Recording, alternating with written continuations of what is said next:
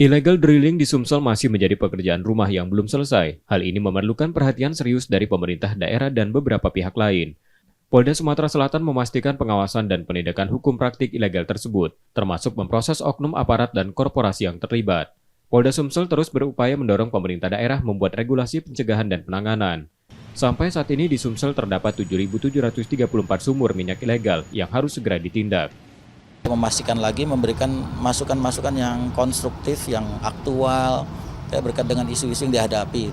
Makanya kita hadirkan di sini ada bupatinya, pejabat-pejabat kepala dinas ya di tingkat pemerintah daerah, kabupaten, bahkan sampai dengan provinsi. Kita undang Pertamina, kita undang juga dari Kementerian Kehutanan dan Lingkungan Hidup, ya, termasuk ESDM, karena dampaknya ini juga ke sana akhirnya. Dengan beliau dari SKK Migas memetakan ada 7.734 illegal drilling itu di wilayah Muba, ya.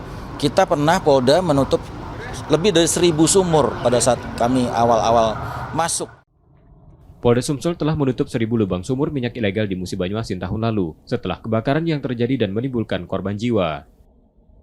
Reski Oktora, Muklas Diferensial, Kompas TV, Palembang, Sumatera Selatan.